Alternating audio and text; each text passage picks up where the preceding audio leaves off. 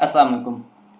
आज की वीडियो में हम लोग बेसिक अकाउंटिंग के टॉपिक पर बात करेंगे और इसमें हम लोग देखेंगे कि बेसिकली व्हाट इज़ अकाउंटिंग और अकाउंटिंग की बुनियाद क्या है, अकाउंटिंग के पिलर्स क्या है जिस पे अकाउंटिंग स्टैंड करती है। तो सबसे पहले अगर हम लोग अकाउंटिंग की एक नॉर्मल सी डेफिनेशन देखें तो accounting is the art of recording, classifying and summarising in a significant manner and in terms of money. यानी कि इस डेफिनेशन को पढ़ के हमें ये समझ में आया कि अकाउंटिंग जो है वो रिकॉर्डिंग है इवेंट्स की।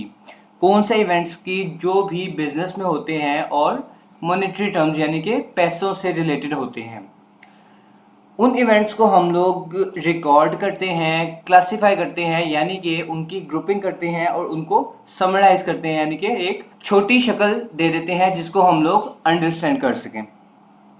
अगर हम लोग अकाउंटिंग के पिलर्स की बात करें यानी कि वो चीज़ें जो कि अकाउंटिंग को अंडरस्टैंड करने के लिए लाजमी हैं, उनमें सबसे पहले हमारे पास आते हैं एसेट्स। जो नेक्स्ट हमारे पास चीज़ होती है वो है लाइबिलिटीज़। थर्ड चीज़ हमारे पास कैपिटल। उसके बाद हमारे पास रेवेन्यू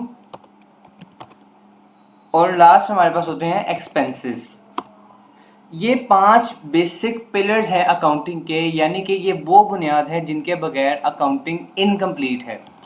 और अगर आपको इन 5 पिलर्स की समझ नहीं आती तो यानी कि आपको अकाउंटिंग की ही समझ नहीं आई। तो सबसे पहले अगर हम लोग इन पांचों को वन बाय वन देखें तो एसेट्स क्या हैं।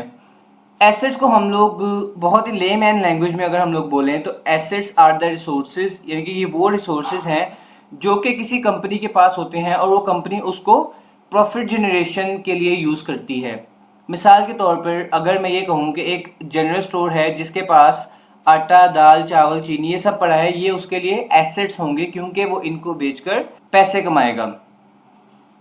इसी तरह अगर हम लोग किसी फैक्ट्री वाले के पास देखें तो किसी फैक्ट्री ओनर के पास जो मशीनरी है या प्लांट है या लैंड है, ये सब कुछ उसके एसेट्स में आएंगे क्योंकि उन्हीं चीज़ों को यूज़ करके वो अपनी प्रोडक्ट्स को बना रहा है और उन प्रोडक्ट्स को बेचकर उसको प्रॉफिट होगा। नेक्स्ट हमारे पास जो चीज़ आ जाती है वो है लाइबिलिटीज़। तो लाइबिलिटीज़ को अगर हम लोग देखें तो लाइबिलिटीज़ को हम कह सकते हैं कि लाइबिलिटीज़ आर द रिस्पॉन्सिबिलिटीज़ और ऑब्लिगेशंस, यानी कि ये वो ऑब्लिगेशंस हैं जो कि हमारे ऊपर होती हैं, जो हमने चीज़ें बेसिकली पे करनी हैं। फॉर एग्जांपल अगर मैं ये कहूँ कि मैंने आज किसी से उधार पे कोई चीज़ ली तो वो मेरे ऊपर एक रिस्पॉन्सिबिलिटी यानी कि एक लाइबिलिटी क्रिएट हो जाएगी कि मैंने वो चीज़ या वो पैसे वापस करने हैं। तो लाइबिलिटी उसी चीज़ का नाम है। बिजनेस में लाइबिलिटीज़ किस किस चीज़ को कह सकते हैं? फॉर एग्जांपल अगर हमने किसी से उधार पे चीज़ें खरीदी हैं तो वो हमारी एक लाइबिलिटी है कि हमने उसको पेमेंट करनी है। थर्ड चीज़ जो है हमारे पास वो है कैपिटल। तो कैपिटल को हम लोग इन्वेस्टमेंट भी कह सकते हैं, यानी कि ये वो पैसा है जो कि ऑनर अपने बिजनेस में लगाता है। यहाँ पर अब एक कॉन्सेप्ट है, business is a separate legal person, यानी कि ऑनर जो है वो पैसा जो बिजनेस को देता है for the sake of return, यानी कि उसको कुछ ना कुछ रिटर्न चाहिए उस बिजनेस से, उसको हम लोग क्या कहते हैं? कैपिटल। फोर्थ हमारे पास जो चीज़ है वो है रेवेन्यू और इसको हम लोग इनकम भी कह सकते हैं।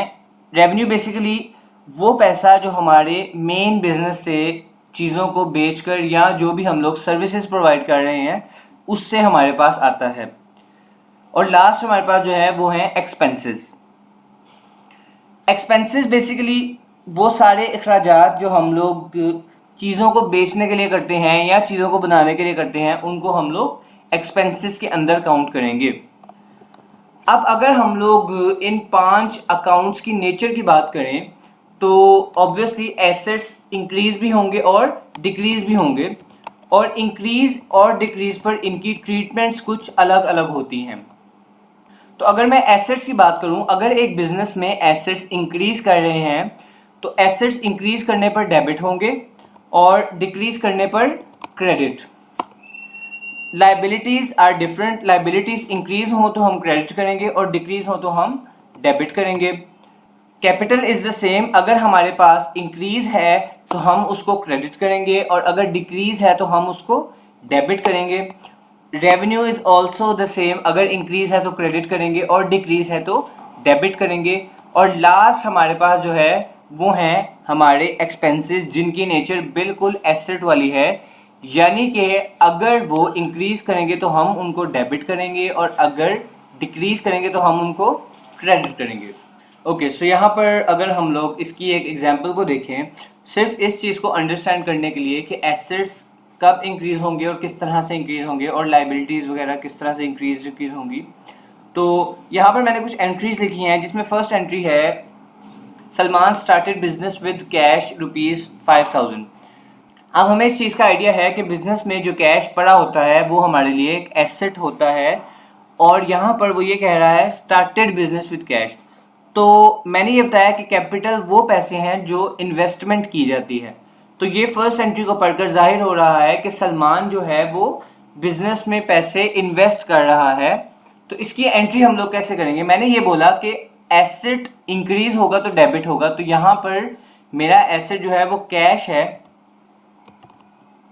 तो मैं कैश को डेबिट करूंगा विद 5000।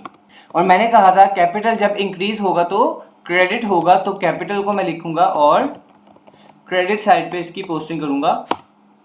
इस तरह से अकाउंटिंग ट्रीटमेंट होगी। जब हमने पहली एंट्री देखी कि कैश बढ़ रहा था और इन्वेस्टमेंट भी बढ़ रही थी, फौरन हम लोगों ने उस चार्ट को देखा, जो चार्ट हमें ये बता रहा था कि जब एसेट इंक्रीज होगा तो उसको डेबिट करेंगे और कैपिटल इंक्रीज होगा तो उसको क्रेडिट करेंगे। अब अगर हम लोग नेक्स्ट एंट्री देखें, तो नेक्स्ट एंट्री में वो ये कहता है कि ही परचेज्ड गुड्स फॉर कैश। अभी हमने प्रीवियस एंट्री में देखा कि कैश को हमने एसेट ट्रीट किया था। तो अब यहाँ पर जब आप परचेजेस कर रहे हो, यानी कि आपके पास गुड्स आ रही हैं, तो परचेजेस, ऑब्वियसली परचेजेस हम लोग क्यों करते हैं? ताकि हम लोग उन चीज़ों को या तो मैन्युफैक्चर कर सकें या तो रीसेल कर सकें। तो जो भी परचेजेस हैं ऑब्वियसली हम उसको प्रॉफिट जनरेशन के पर्पस के लिए यूज करेंगे। तो परचेजेस को हम लोग एज एन एसेट ट्रीट करेंगे। और हमारा कैश, क्योंकि हम लोग कैश पे कर रहे हैं तो हमारे पास से कैश जा रहा है, तो कैश को हम लोग क्रेडिट करेंगे। अमाउंट हमारी है 2000। इसी के साथ हम लोग जब नेक्स्ट एंट्री देखेंगे, तो नेक्स्ट एंट्री में वो ये कहता है ही सोल्ड गुड्स फॉर कैश, यानी कि मैंने आपको बताया कि रेवेन्यू आपकी इनकम है जो आप अपने बिजनेस में चीजें बेचकर या सर्विसेज प्रोवाइड कर करते हो। तो यहाँ पर ही सोल्ड गुड्स फॉर कैश, यानी कि वो गुड्स जो हमने परचेज की थी अब उनमें से कुछ बेच रहा है।